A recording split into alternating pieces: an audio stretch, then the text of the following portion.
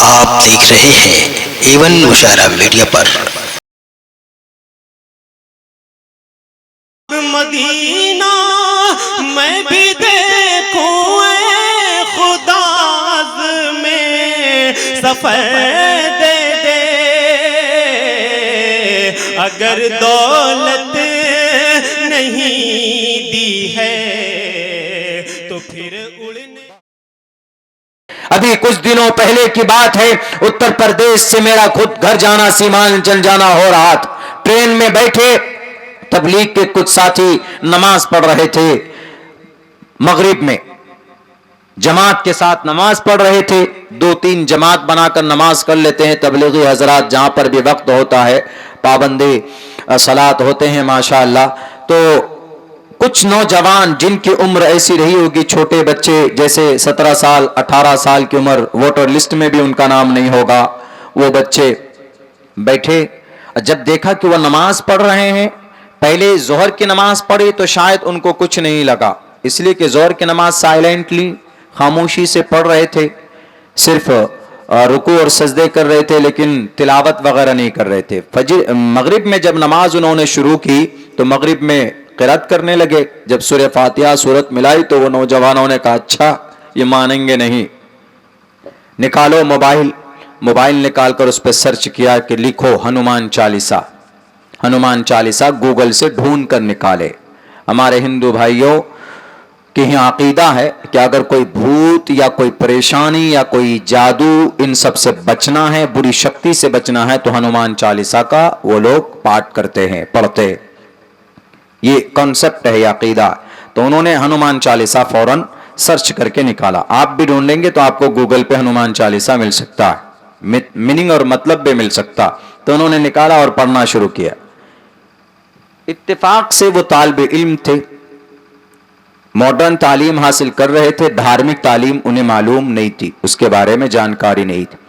تو انہوں نے پڑھنا شروع کیا، لو جی پڑھو زور سے۔ جیسے ادھر پڑھ رہے تھے وہ تبلیغ جماعت کے ساتھ ہی الحمدللہ رب العالمین الرحمن الرحیم مالک یوم الدین، تو ان بچوں نے بھی شروع کیا ان کے اگینسٹ میں، اسی کیبن میں ان بچوں نے بھی شروع کیا جے ہنومان گیان گن ساگر۔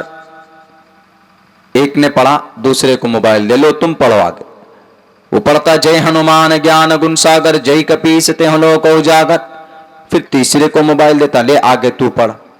وہ لیتا، وہ پڑھتا جے ہنومان گیان گن ساگر جے کپیس تے لوک اجاگر، وہ تیسرے کو دیتا، لو جی تم بھی پڑھو۔ اب اس سے آگے نہیں پڑھ رہے تھے کوئی، 4 اسٹوڈنٹ تھے، 4 طالب علم تھے، چھوٹی عمر کے تھے، وہی 17 سال 18 سال کی عمر رہی ہوگی۔ تو میرے کانوں میں آواز پہنچا، وہ جماعت کے ساتھ ہی نماز پڑھ رہے تھے، 2 کر کے، کچھ نہیں کہہ رہے کسی کو، وہ نماز پڑھ رہے، ڈسٹرب ان کو کر رہے ہیں بچے۔ تو اس کے بعد میرے کانوں میں آواز پہنچی، ہم بھی سائیڈ ہی میں تھے، ہم پہنچے ان کے پاس۔ پہنچنے کے بعد ہم نے کہا کہ واٹ ڈڈ یو ریسائٹ؟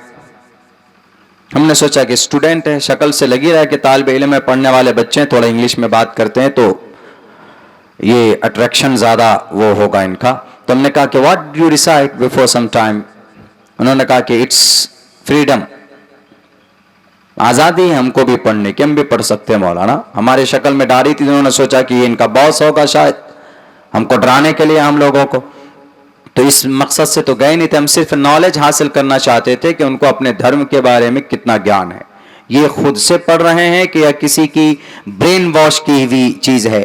تو خیر، تو ہم نے کہا کہ what did you decide before some time? What do you make trouble and other some traveller? کیوں آپ دوسرے لوگوں کو پریشان کرتے ہیں؟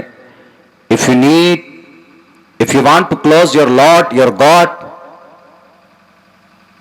تو every time you can decide، کبھی بھی کسی بھی وقت any time you can decide and study the Hanuman Chalisa and Gayatri Mantra, آپ کبھی بھی پڑھ سکتے ہیں، لیکن at this time and some person offering their salah، جب کوئی آدمی نماز ادا کر رہا ہو تو in front of them and you are reciting the Hanuman Chalisa, it's not good، it's a very bad habit، بہت بری عادت ہے۔ بولا نو مولانا، and this is fundamental right and it's freedom، یہ آزادی ہے اور یہ ہمارا بنیادی حق ہے، ہم پڑھ سکتے ہیں۔ ہم نے کہا اوکے۔ فائن. ہم بیٹھ گئے, ہم نے کہا please tell me from the beginning to the end, شروع سے لے کر اخیر تک Hanuman Chalisa please tell me, ذرا ہمیں سناؤ بچوں. تو انہوں نے کہا why not, very easily we can decide, ہم بہت آسانی سے تلاوت کر سکتے, پڑھ سکتے, اس کو بتا سکتے آپ کو. ہم نے کہا پلیز ٹیل می. ایک نے پڑھا جے ہنومان گیان گن ساگر, پھر وہ کہتا کہ لے تو آگے پڑھ کے بتا. وہ کہتا جے ہنومان گیان گن ساگر جے کپیستے ہلو کو اجاگر. چاروں ایک دوسرے کو موبائل ادلا بدلا کرتے رہے, لیکن 2 لائن سے آگے تیسری لائن کو نہیں پڑھ پائے. کیا بولتا ہے ہنس کے مولانا only 2 line we remembered all. ہم سب کو یہاں صرف 2 ہی لائن یاد ہے, اس سے آگے یاد نہیں. ہم نے کہا کہ پھر why do you recite? If you don't remember by heart, why do you recite? And before some time, and you told me it's a job, we want to close my Lord and God. ہم اپنے ایشور کو یاد کرتے ہیں, ان کے قریب ہونا چاہتے ہیں, ان کے پریہ متر بننا چاہتے ہیں. تو آپ کو only 2 line you remembered? All of you?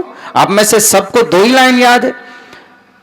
بولتا مولانا صرف only 2 line we remember. ہم نے, وہ بولتا کہ یہ صرف اس لیے یاد ہوا ہے کہ ہمارا جو سینئر ہے وہ ہم سے کہتا ہے کہ جہاں پر بھی مسلمان نماز پڑھیں یا اذان دے یا اس طرح کی کوئی بات ہو تو وہاں پر یہ ہنومان چالیسا کا پاٹ کرو, پڑھو, ورنہ ہم لوگوں کو ان میں کیا جھگڑے میں پڑھنا. ہم نے کہا کہ پڑھنا بھی نہیں چاہیے. تو ہم نے کہا وہ بتاتا ہے. ہم نے کہا کہ میں آپ کو بتاتا ہوں, دیکھو آپ کو لگتا ہے نا کہ بھئی غلط ہے. ہم نے کہا ہم آپ کو سناتے. ہم نے کہا سنو, جے ہنومان گیان گن ساگر جے کپیستے ہلو کو جاگر رام دودت اتلت بلداما انجنی پتر پون ست ناما کنچن ورن وراج سبیشا کانن کنڈل کنچت کیشا. ہم نے کہا اچھا سرو ایک کام کرو کہ جے کپیستے ہلو کو جاگر please, and you have to convert into the Hindi language first line J کپیستے hello کو جاگر. یہ تو کر سکتے ہو, اس کا ترجمہ ہی بتا دو. بولا مولانا ترجمہ پورا تو یاد نہیں ہے, متن تو یاد نہیں ہے, ٹیکسٹ یاد نہیں ہے, ترجمہ کیسے بتا سکتے ہیں, ٹرانسلیشن کیسے کر سکتے ہیں؟ ٹرانسلیشن نہیں کر سکتے. جے کپیستے ہلو کو جاگر. ہم نے کہا کہ آخر یہ دماغ میں آپ لوگوں کے کون ڈالتا ہے؟ انہوں نے کہا کہ ہمارا سینئر ہے, ایک ساتھی ہے, وہ کہتا ہے کہ جہاں پر بھی نماز پڑھتا ہوا دیکھو یا کچھ اس طرح مسلم بھائی دکھ جائیں تو وہاں پر یہ ہنومان چالیسا کا پاٹ کرو. ہم نے کہا کہ آپ کی شریمد بھگوت گیتا, دھرم شاسترا جو بھی ہے, کہیں پر بھی یہ نہیں لکھا ہے کہ کسی انسان کو کوئی تکلیف دی جائے, کوئی کشٹ دی جائے. ہم نے کہا کہ یہی پیغام ہمارے قرآن میں بھی ہے.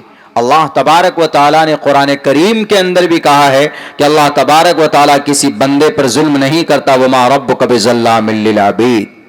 ہمارے قرآن میں یہی, آپ کے شاستر میں بھی یہی, ہمارے قرآن میں بھی یہی. پھر کیا وجہ ہے, کیا وجہ ہے ایسی باتیں کہی جا رہی ہے, سمجھائی جا رہی؟ انہوں نے کہا کہ نہیں وہ آتے تھے تو ہمیں بتاتے ہیں ایسا. اور بولا مولانا یہی نہیں, یہ تو کچھ بھی نہیں ہے, بلکہ آپ کے قرآن کی بہت ساری آیتیں پڑھ پڑھ کر ہمیں سمجھایا جاتا ہے, بتایا جاتا ہے کہ دیکھو اس آیت میں, اس آیت کے اندر میں یہ نفرت کی بات کی گئی, اس آیت کے اندر میں نام لیا گیا فلاں دھرم کا, فلاں ہندو کا, سناتن دھرمی کا, کہ اس کو مارو. جیسے مسلمان آپ کے قرآن میں ہے, آپ کے قرآن میں جو 24 آیت ہے, اس 24 آیت میں کیا لکھا ہے آپ کو معلوم ہے؟ ہم نے کہا کہ مجھے سب معلوم ہے. I remember and I am a student of my Quran, احکام شریعہ, and I know your دھرم شاسترا also. میں آپ کی کتاب کو بھی جانتا ہوں اور اپنے قرآن کا عالم اور حافظ ہوں, الحمدللہ, اللہ کا فضل ہے. پوچھو کیا پوچھنا ہے. وہ بولتا آپ کے قرآن کے تعلق سے ہمیں بتایا جاتا ہے کہ مسلمانوں کے پاس جو قرآن ہے فَكُلُوا مِمَّا غَنِمْتُمْ, اس قرآن کی اس آیت میں یہ لکھا ہے کہ ہندو کا مال لوٹو اور کھاؤ. ہم نے کہا رے بھائی یہ کون ترجمہ کر کے بتایا آپ لوگوں کو؟ بولا کہ نہیں ہے نا, فَكُلُوا کھاؤ, مِمَّا غَنِمْتُمْ لوٹ کر کھاؤ, آپ کے قرآن میں لکھا ہے. ہم نے کہا کہ غلط ٹرانسلیشن. ہم نے کہا بولو دوسری آیت کون سی ہے؟ تو بولتا ہے دوسری آیت مولانا آپ کی وہ ہے وَأَعِدُّوا لَهُم مَّا اسْتَطَعْتُم مِّن قُوَّةٍ مِّن رِّبَاطِ الْخَيْلِ. ہندو بھائی سے لڑائی کرنے کے لیے تیر, تلوار, گھوڑے سے تیار رہو. ہم نے کہا یہ بھی غلط. بولتا تیسری آیت ہے. پورا لسٹ نکال کر کے دکھایا, کم سے کم 28 قرآن کریم کی آیتیں لکھی ہوئی تھی, اور وہ لکھنے کے بعد میں نیچے ٹپنی کیا ہوا تھا کہ اس سے یہ مطلب ہے, اس سے مطلب. اور لکھا ہوا کن کا تھا؟ ایک فرقہ پرست تنظیم کا نام تھا, نام میں نہیں لوں گا, ایک فرقہ پرست تنظیم کے اوپر میں نام تھا, اور انہوں نے 27-28 آیتیں نکال کر اس کا غلط ترجمہ پیش کر کے لوگوں کو بھرم میں ڈالنے کی کوشش کی گئی تھی, لٹریچر تیار کیا گیا تھا. تو ہم نے کہا, میں نے 4-5 آیتوں کو پڑھ کر اور یہ جروید کا منتر پڑھ کر ان کو ہم نے سمجھایا. ہم نے کہا کہ دیکھو یہی ہے فَكُلُوا مِمَّا غَنِمْتُمْ, اس کا مطلب ہے مال غنیمت کو کھاؤ. بلا مال غنیمت واٹ از دا ڈیفینیشن؟ مال غنیمت کیا؟ ہم نے کہا مال غنیمت وہ ہے جب کوئی دو بادشاہ جنگ کرتا ہے, ایک جیتتا ہے ایک ہارتا ہے, ہارنے والے بادشاہ کا جو ساز و سامان ہوتا ہے میدان میں جب وہ ہار جاتا ہے تو اس کی جو پراپرٹی دولت ہوتی ہے, اس دولت کو, اس ساز و سامان کو مما غنیمتم بولتے ہیں جیتنے والے بادشاہ کے لیے. اور یہ قانون ہے, جنگ میں جو جیتے اسی کا سب کچھ ہوتا ہے. تو اس میں لوٹنے کی بات نہیں کہی گئی, یہ جنگ کے میدان کی بات ہے. جیسے کورو پانڈووں کے بیچ میں لڑائی ہوئی, کورو ہار گئے, پانڈو جیت گئے, تو کوروؤں کے ٹوٹل پراپرٹی پانڈو کے پاس, تو یہ جو ٹوٹل پراپرٹی یہ مما غنیمتم ہے, اسی کو اللہ نے عربی میں کہا فَكُلُوا مِمَّا غَنِمْتُمْ. بولا مولانا اٹس یور قرآن کریم آیا, یہ تو آپ کے قرآن کریم ہے, آپ کا ترجمہ, آپ کی آیت اور آپ کا قرآن, آپ کی زبان. ہم نے کہا کوئی بات نہیں, ہم سمجھاتے ہیں آپ کو, پڑھیے یجروید. تُوَمْ تُورِيَتَرُشَّتَهَا وَسَتْيَمْ وِبْھَاجَنِي. تم ترشت, مارو, تم مارو. عربی میں انتا, اضرب, تم مار. سنسکرت میں توم, توریہ, تم مارو. توم کھادتی, تم کھاؤ. توم پیبتی جلہ, تم پانی پیو. اہم, میں, اہم, توم, یویم, میں, تم, ہم کے لیے استعمال ہوتا ہے سنسکرت میں. ہم نے کہا دیکھو توم یجروید میں استعمال کیا, توم توریت رشتہ, تم شترو کو مارو, استیم وبھاجنی, اور شترو کا جو بچ جائے سامان, ستیم وبھاجنی, وبھاجانی, ایمانداری سے اس بچے ہوئے پراپرٹی کو آپس میں بانٹ لو. دیکھو قرآن کریم کی آیت دیکھو, فَكُلُوا مِمَّا غَنِمْتُمْ, میدان کارزار میں جو غنیمت کا مال ملے ان کو آپس میں بانٹ لو, کھا لو. تُوَمْ تُورِيَتَ رُشَّتَهَا, جو اپنے شترو کو مارنے کے بعد جو پراپرٹی بچے ان کو تم آپس میں ستیم وبھاجن, ایمانداری کے ساتھ بانٹ لو, کسی کو کمی بیشی کر کے نہ دو. یجروید میں کہا کہ نہیں کہا؟ انہوں نے کہا کہ دس از یجروید. ہم نے کہا دس از یجروید منترا. ان ادر قرآن کریم آیت وَأَعِدُّوا لَهُم مَّا اسْتَطَعْتُم مِّن قُوَّةٍ, یہ ہندو بھائی کے لیے نہیں ہے, یہ ہے دشمن کے لیے.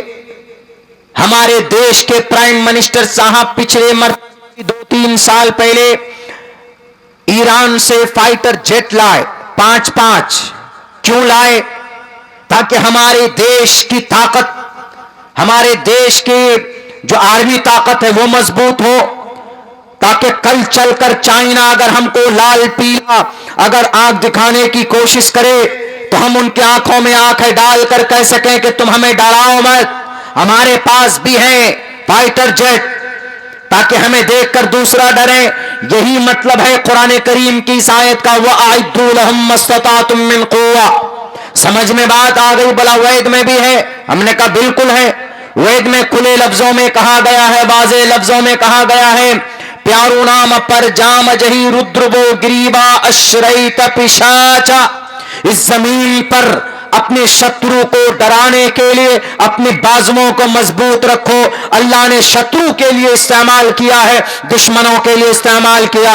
دشمن کوئی بھی ہو سکتا, دشمن ہمارے ہندو بھائی نہیں, دشمن ہمارے سناتن دھرمی بھائی نہیں. وہ بولا مولانا یہ تو چلیے آپ اچھے ملے، آپ ہمیں بتا رہے ہیں، ورنہ ہم لوگوں کو تو کبھی کبھی یہ سمجھایا جاتا ہے کہ جہاں پر بھی مکتب ہے، جہاں پر بھی مدرسہ ہے، ان مدرسوں کے اندر قرآن کی تعلیم دی جاتی، اور جہاں قرآن کی تعلیم ہوگی ظاہر سی بات ہے کہ وہاں پر اس طرح کی آیتیں پڑھائی جا رہی ہوں گی، اور جب اس طرح کی آیت پڑھ کر بچہ تشدد اور نفرت والی آیت پڑھے گا تو وہاں سے جہادی پیدا ہوں گے، وہاں سے ملا مولانا پیدا ہوں گے، اور اس دیش کے اندر ہم لوگوں کے لیے خطرہ بنے گا۔ ہم نے کہا کہ تمہیں شاید تاریخ معلوم نہیں ہے نوجوانوں، یہ تمہارے برین کو واش کیا گیا، تمہارے ذہنی توازن بگاڑنے کی کوشش کی گئی ہے، مدارس کے بارے میں، مکاتب کے بارے میں غلط فہمیاں پیدا کی گئی ہے۔ ہم تو اس لیے مدرسہ قائم کرتے ہیں تاکہ اللہ کی طرف سے جو شریعت نازل کی گئی ہے ہم اس کو سمجھ سکیں، تاکہ اللہ کی طرف سے جو قرآن نازل کیا گیا ہے ہم وہ اپنے بچوں کو یاد کرا سکیں، اور کوئی دوسرا مقصد ہمارے نہ مکاتب سے نہ مدارس سے۔ اور سنو، اگر تمہیں ایسا لگتا ہے، تمہیں خطرہ محسوس ہوتا ہے ہمارے مدارس اور مکاتب سے، تو ایک لمبی تاریخ ہے ان مدرسوں کی، ایک لمبی تاریخ ہے ان مکاتب کی۔ یاد کرو اس دیش کے اندر سب سے پہلے انگریز کے خلاف لڑنے کا فرمان کس نے جاری کیا تھا؟ جس کو جہاد کا فتویٰ بولتے ہیں انگریز کے خلاف۔ اگر کسی نے جہاد کا فتویٰ انگریز کے خلاف دیا تھا تو مدرسے کے اندر پڑھانے والے شاہ عبدالعزیز محدث دہلوی نے دیا تھا۔ اگر یہ مدرسہ نہ ہوتا، اگر یہ مدارس نہ ہوتے تو شاہ ولی اللہ نہ ہوتے، اگر شاہ ولی اللہ نہ ہوتے تو شاہ عبدالعزیز بھی نہ ہوتے، شاہ عبدالعزیز نہ ہوتے تو حاجی امداد اللہ بھی نہ ہوتے، اگر یہ مدارس نہ ہوتے تو مولانا قاسم نہ ہوتے، اگر یہ مدارس نہ ہوتے تو مولانا عبدالرشید گنگوہی نہ ہوتے، اگر یہ مدارس نہ ہوتے تو مولانا قاسم مولانا عبدالرشید نہ ہوتے تو شیخ الہند بھی نہ ہوتے، اگر یہ مدارس نہ ہوتے تو شیخ الہند نہ ہوتے، شیخ الہند نہ ہوتے تو مولانا عبید اللہ سندھی بھی نہ ہوتے، مولانا عبید اللہ سندھی نہ ہوتے تو تحریک ریشمی رومال کا وجود نہ ہوتا، اور تحریک ریشمی رومال نہ ہوتا تو اس دیش کو آزاد کرنے کے لیے کوششیں کون کرتا؟ اور یاد کرو اگر یہ مدارس نہ ہوتے تو شیخ الاسلام بھی نہ ہوتے، اگر شیخ الاسلام نہ ہوتے تو انگریز کی آنکھوں میں آنکھیں ڈال کر بات کرنے والا کوئی یودھا بھارت کے اندر پیدا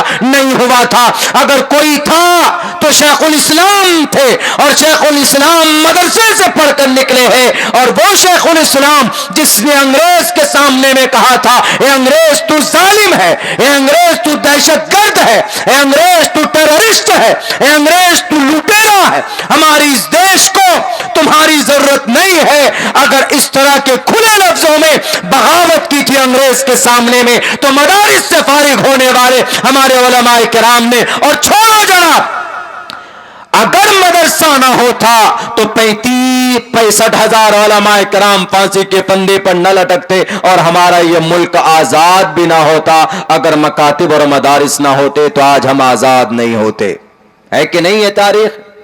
ہم نے ان کے سامنے یہ بات رکھی، ہم نے کہا کہ دس از ہسٹری آف اور مدارس، یہ ہمارے مدرسوں کی تاریخ ہے۔ بولے اتنی قربانیاں، اتنی سیکریفائسز۔ ہم نے کہا کہ سوتنتر سینانی مولانا محمد علی جوہر، طاقت کے نشے میں چور، کرسی اقتدار پر بیٹھنے والے ظالم حکمرانوں، مولانا محمد علی جوہر لندن گئے، لندن میں جا کر ڈیرا جمایا اور یوں کہا برٹش گورنمنٹ سے، ہم واپس نہیں لوٹیں گے، ہم بھارت نہیں جائیں گے۔ کہا کیوں نہیں جائیں گے آپ بھارت؟ کہ بھارت غلام ہے، اور ہم غلام، جو ملک غلامی کر رہا ہو ہم اس ملک میں نہیں جائیں گے، ہم کو آزاد بھارت چاہیے، ہم کو آزاد ملک چاہیے۔ انہوں نے کہا کہ اگر نہیں دیں گے آزادی تو کیا کرو گے؟ مولانا محمد علی جوہر نے کہا کہ 2 گز زمین دے دو، مر کر یہیں دفن ہو جاؤں گا، لیکن غلام ملک میں جانا پسند نہیں کروں گا۔ مولانا محمد علی جوہر وہیں ڈٹے رہے، سفر میں موت ہو گئی۔ مولانا محمد علی جوہر کو کہاں دفنایا گیا؟ مسجد اقصی بیت المقدس میں دفنایا گیا، لیکن اس دیش کی آزادی کے لیے کھوٹا گاڑ دیا تھا کہ جب تک یہ دیش آزاد نہیں ہوگا ہم نہیں جائیں گے۔ کون تھے مولانا محمد Ali Jauhar? he was a product of مدرسہ, ایک مدرسے کے طالب علم تھے. ہم نے کہا کہ یہ تاریخ ہے ہمارے مدرسوں کی. بزرگوں, بچوں غور سے سننے لگے. بلا اور کچھ بتائیے مولانا ہمارے دھرم کے بارے میں. ہم نے کہا کہ بہت ساری چیزیں ہیں آپ کے دھرم کے اندر, بہت ساری اچھی باتیں ہیں. ضرورت اس بات کی ہے کہ یو ہیو ٹو ایجوکیٹ, پڑھو اس کو, اقرا, پڑھو. جب تک پڑھو گے نہیں تب تک آپ پیار, محبت, امن, شانتی کو آگے نہیں بڑھا سکتے. اس لیے کہ ناخواندہ طبقہ, جاہل طبقہ جو ہوتا ہے نا, آپ ان کے برین واش کر دیجئے کہ ارے ایسا ایسا ہونا ہے, ایسا کرنے سے ایسا ہوگا, فوراً بھکتی میں ڈوب جاتے ہیں. بس جو ہوتا ہے وہ آپ تصور نہیں کر سکتے. ابھی گجرات جانا ہوا تھا, ایک سنجیلی ایک بستی ہے, کچے مکانات تھے اس پہ. ہم نے وہاں پوچھا کہ بھئی یہ کچے مکانات تھے سن 2002 سے پہلے, اب یہ بڑے عالیشان بلڈنگ ہو گئی. بولا مولانا ایک بھی گھر ایسا باقی نہیں تھا جس کو دنگے میں جلایا نہ گیا ہو. بولا ہمارے سینے میں دیکھیے گولی کی نشان ہے, اور اللہ کے فضل سے سن 2002 کے بعد, دنگے فسادات کے بعد, ہم دوبارہ پھر سے عالی شان بن کر اپنی زندگی گزار رہے ہیں. ہم نے کہا اچھا یہ بتاؤ کہ تھے کون وہ لوگ؟ بولا بالکل ان پڑھ گوار گاؤں دیہات کے آدیواسی لوگ تھے. جو پڑھا لکھا ہوگا وہ کبھی بھی ہاتھ میں تلوار لے کر کسی معصوم انسان کا خون کا پیاسا نہیں ہوگا. تو یہودی ایک فارمولے پر عمل کر چکا ہے. وہ کون سا فارمولا؟ لفظ اقرا پر عمل کر چکا ہے. اور آپ کو معلوم ہے لندن سن 700 سے لے کر 1100 عیسوی تک جہالت کی زندگی گزار رہے تھے. یہی وجہ ہے کہ وہاں پر کوئی پکے مکانات نہیں تھے. کہاں؟ لندن میں. 13 اور 16 سن 1600 عیسوی میں بڑی بڑی یونیورسٹی قائم کی گئی ہے. Cambridge university, Harvard university, Oxford university. کن کی طرف سے؟ یہودیوں کی طرف سے. تعلیم کے میدان میں پہل کر رہے ہیں. دیکھیں وہ بڑی بڑی یونیورسٹی بنا رہے. اور ہمارے عرب کنٹری کے یہ عرب حکمران کیا کر رہے ہیں؟ کوئی بڑی یونیورسٹی ہے عرب کنٹری میں؟ 22 عرب کنٹری ہے, 22. گاڑی میں پیٹرول ڈالتے ہیں, ڈیزل ڈالتے ہیں, مٹی کا تیل یوز ہوتا. اب تو کم ہونے لگا, پہلے بہت ہوتا تھا. مٹی کا تیل, سونا چاندی کہاں پیدا ہوتا ہے؟ عرب کنٹری میں. پیٹرول کہاں؟ عرب کنٹری میں. اور ڈیزل کہاں؟ عرب کنٹری میں. سیال خزانے ٹوٹل عرب کنٹری میں. لیکن آپ عرب کنٹری میں کہیں پر بھی نہیں دیکھیں گے کہ کوئی بہت بڑا تعلیمی ادارہ آپ نہیں دیکھیں گے. کیا بناتے ہیں عرب حکمران؟ برج خلیفہ بناتے ہیں. کیا کریں گے اس میں جا کے؟ ریسٹورنٹ پہ بیٹھ کے کھائیں گے لوگ, پیسہ کمائیں گے. نسل کے لیے محنت نہیں کر رہے ہیں وہ لوگ. مذہب کے لیے, قوم کے لیے محنت نہیں کر رہے ہیں وہ لوگ. نسل کے لیے کون محنت کر رہا ہے؟ یہودی کر رہا ہے. یہودی دیکھیں گے کوئی بڑی بلڈنگ ان کی نہیں. کس پہ محنت کر رہے ہیں؟ تعلیم پہ محنت کر رہے ہیں. Cambridge University, Oxford University, Harvard University. Higher studies کی تعلیم کہاں؟ کیمبرج میں پڑھ رہا ہوں, کیمبرج میں پڑھ رہے, ہارورڈ میں پڑھ رہا ہوں, آکسفورڈ میں پڑھ رہے. بڑے بڑے ہمارے بھارت کے منتری شنتری کے بچے بھی وہیں پڑھتے. کیوں؟ ایجوکیشن پہ محنت کی. یہاں کے ہارورڈ, لندن, آکسفورڈ یونیورسٹی میں جو کتاب پڑھائی جاتی ہے وہ لکھی ہوئی ہماری ہے. ایسا نہیں ہے کہ ہماری جو ماضی ہے وہ کوئی تاریخ ہے. تاریخ نہیں ہے, روشن باب ہے. آج بھی لندن کے اندر جو کتاب پڑھائی جاتی ہے ایم ڈی ڈاکٹر بنانے کے لیے وہ ہماری القانون فی الطب. القانون فی الطب, علم طب کو علم ڈاکٹریٹ کہا جاتا ہے آج کی زبان میں. اور اس کتاب کو لکھنے والا 11 سال کا حافظ قرآن شیخ حسین ابن علی سینا. یہ ہماری تاریخ ہے. اور آج جناب اتنے لنگڑے لولہے بن گئے ہمارے عرب کنٹری کے حکمراں, منہ سے کچھ بول بھی نہیں پاتے ہیں نہ کچھ کر پاتے. ظالم کا مقابلہ کرنا ہے, اپنی کھوئی ہوئی عزت واپس لینی ہے تو تعلیم کے میدان میں کام کرنا ہوگا, ایجوکیشن کے میدان میں کام کرنا ہوگا. آپ کے بیچ میں جو مکتب ہے, مدرسہ ہے, 2 روٹی میں سے 1 روٹی پہنچائیے، اس مدرسے کو آباد کیجیے. اور ایسا نہیں آپ کہیں گے کہ مولانا مدرسہ میں ہم حافظ صاحب قاری صاحب بنائیں گے تو پھر کیسے تبدیلی آئے گی؟ آئے گی تبدیلی. 1842 میں یہ تعلیم الگ کی گئی نا، مدرسہ اور اسکول. پڑھیے بھارت کی آزادی کی تاریخ سے پہلے کہ اس دیش کے اندر، خود ہمارے بھارت کے اندر میں کالج، یونیورسٹی، اسکول کا کانسیپٹ نہیں تھا، بلکہ انگریز کی سازش کی وجہ سے یہ دونوں تعلیم الگ کر دیے گئے. الگ، ہر فیلڈ کو الگ، سائنس کو الگ، میتھ کو الگ، جغرافیہ کو الگ، منطق کو الگ کر دیا گیا، اور قرآن و حدیث کو الگ کر دیا گیا. یہ الگ کر دیے گئے. علم جدید اور علم قدیم میں بانٹ دیا گیا. ورنہ سائنس وہ ایک تخیلات ہے، ایک اندازہ ہے، لیکن اس کو نکالا جاتا ہے، اس کو سمجھا جاتا ہے بیسک فنڈامنٹل قرآن سے. اور سمجھنے سوچنے میں غلطی بھی ہو سکتی ہے، لیکن جو فارمولا ہے وہ قرآن کریم کے اندر بیان کیا گیا ہے. ایک ایگزامپل دیتا ہوں. ایک ڈاکٹر تھائی لینڈ کا، ڈاکٹر یادو، تیجسوی نام ہے اس کا، تیجسوی شاید، یادو نہیں ہوگا، ڈاکٹر تیجسوی نام تھا. ڈاکٹر تیجسوی تھائی لینڈ کا، وہ کہتا ہے کہ آپریشن کا میں سب سے بڑا اسپیشلسٹ ہوں، کینسر کے مریض کا میں سب سے بڑا ڈاکٹر ہوں. کسی نے کہا کیسے؟ کہا کہ میں بہت آسانی سے پہلے اسٹیپ کو 1 ہفتے میں کینسر کو وہ کر دیتا ہوں، اور خصوصاً جو گوشت کا کینسر ہوتا ہے وہ تو میں 5 دن میں ٹھیک کر دیتا ہوں. کہا کیسے ٹھیک کرتے ہو؟ کہا بہت سمپل ہے. جہاں کینسر ہوتا ہے، جس جگہ پر وہ ماس کو ہم کاٹ کر نکال دیتے ہیں، دوسرے ماس لگا دیتے ہیں، آرٹیفیشل انجیکٹ کرتے ہیں، پھر صحیح ہو جاتا. کسی عالم دین نے کہا کہ doctor Tejashwi, this is a method of Allah subhanahu wa ta'ala has been sent down in the Holy Quran before 104 years back. 1450 سال پہلے اللہ نے قرآن میں بیان کر دیا اس میتھڈ کو. کہا کیسے ہو سکتا ہے؟ this is my invention. یہ میرا طریقہ ایجاد ہے. کہا کہ غلط، قرآن میں اللہ نے بیان کیا اس طریقے. کہا پلیز ٹیل می دیٹ آیا، ہم اس آیت کو سننا چاہتے ہیں. تو ایک عالم دین نے پڑھ کر سنایا، ان الذین کفروا بآیاتنا سوف نصلیہم نارا کلما نضجت جلودہم بدلناہم جلودا غیرہا لیذوقوا العذاب. آپریشن کا علاج ہے اس میں. کہاں پتہ یہ ان الذین کفروا بآیاتنا، اللہ تبارک و تعالیٰ فرماتے ہیں جو ہماری نشانیوں کو جھٹلاتا ہے، سوف نصلیہم، سوف عن قریب ہم ان کو ڈالیں گے نارا، آگ میں. کلما نضجت، جب ان کی کھال جل جائیں گی، کلما نضجت جلودہم، جب ان کی کھال جل جائیں گی، بدلناہم جلودا غیرہا، تو اس کے اس کھال کو نکال کر دوسری کھال ڈالیں گے، لیذوقوا العذاب، تاکہ اس کو درد محسوس ہو، تاکہ اس کو مزہ چکھا سکیں ہم دوبارہ.